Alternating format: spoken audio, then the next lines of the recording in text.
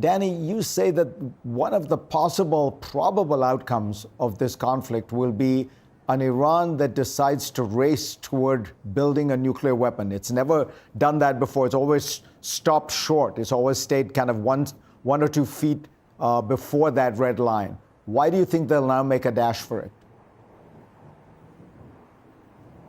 Yeah, in order to understand that, let's a little bit do a recap on the Iranian nuclear strategy. Until 2003, Iran wanted to build a nuclear bomb. 2003, Khamenei, the father, forgo that option and actually tried to bring Iran to a threshold state on enrichment without crossing the Rubicon. He was very afraid of that. That is why he issued a fatwa, a religious order, saying that you cannot develop a nuclear bomb.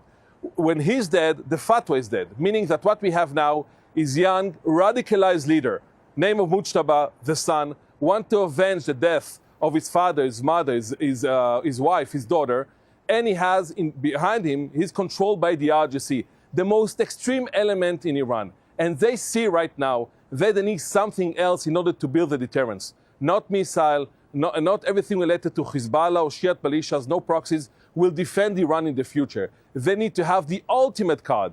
And with the 440 kilos for 60% that is buried in Isfahan or elsewhere, they have the ability to do so, at least reaching the fissile material of 90%. So I'm saying that the war that actually meant to prevent Iran from crossing the threshold actually might be the war that actually will push Iran beyond the threshold towards a nuclear bomb.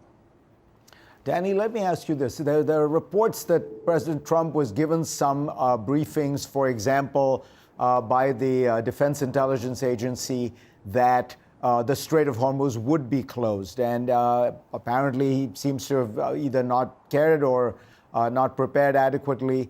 But Israel has been preparing for this conflict for a long time. Israel knows specific tactical intelligence perfectly. But how is it that Israel seems to have misread the regime, misread the response? If Bibi Netanyahu did tell Donald Trump that this regime will collapse, you know, that you will have people welcoming you on the streets, how did Israel get this wrong? What explains Netanyahu's eagerness and his calculation that this regime would collapse within a day or two? I think the problem wasn't operationally. I think the IDF and Central Command working amazing together have operation achievement that we shouldn't underestimate that. But the problem was strategically.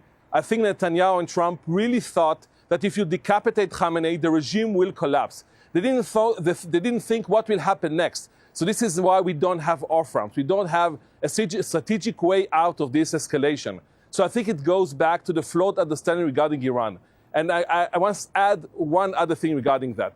Intelligence-wise, you can know where the leaders are, you can know where their deputies are, but sometimes you can see the trees, but you cannot see the forest. Meaning that even if Israel has an amazing operational intelligence on Iran, I don't think that strategically we understand how the Islamic Republic is actually working. And this has led to our problematic situation right now in the war itself.